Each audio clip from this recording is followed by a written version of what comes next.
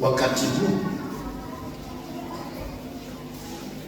nahitaji kupata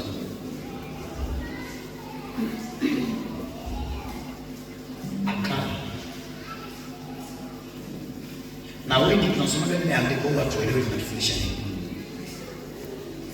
Wakati wa matatizo jilinde, kwa sababu lengo la matatizo huwa ni kumaliza. Narudia tena, wakati wa matatizo jilinde, kwa sababu lengo la matatizo ni kuondoa.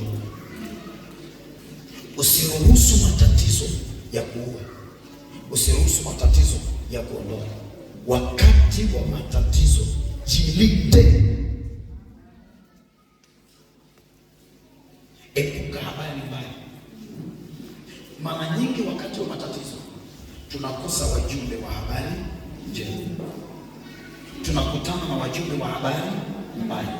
Habari mbaya zote huwa hazishambulii tumbo, huwa zinashambulia nafsi, kwa sababu ni rahisi kumuua mtu kwa kumpandikizia habari mbaya, alafu yeye ajiue kwa msongo wake yeye mwenyewe.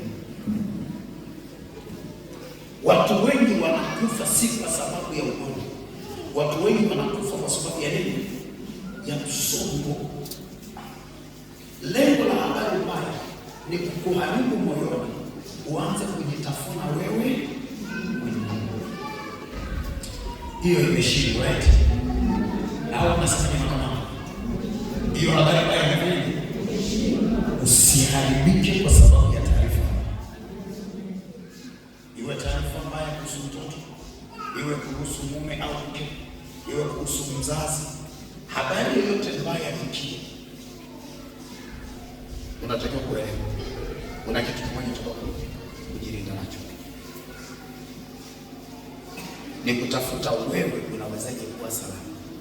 Iwe habari mbaya umehusika ama haujahusika, kila vita inayokuja ina ukomo wake. Hakuna vita inayokuja. Ukinielewa kwenye hili unavuka. Iwe vita ya kazini, iwe vita ya kifamilia, iwe vita ya kiroho. Kila vita iwe imesababishwa na wewe ama haijasababishwa na wewe, inapokuja huwa ina lengo la kufanyaje? La kumaliza. Mwambie jirani yako usipotelee ndani ya vita.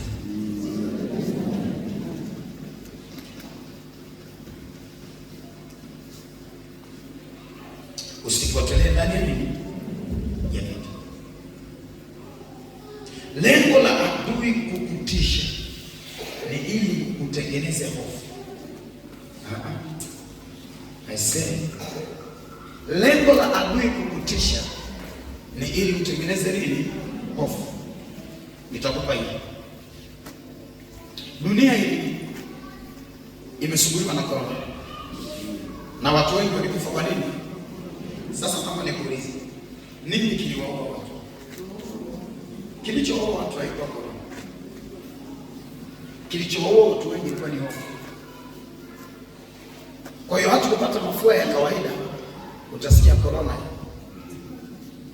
na wewe mwenyewe ukipata mafua unaanza kusema tayari, na unapata taarifa kwamba hawamalizi wiki, wanafanyaje? Kinachokuua mara nyingi, hofu inapokuja huwa inazishusha imani zako, unashindwa, mwili wako unapoteza nguvu ya kupambana na mashambulizi.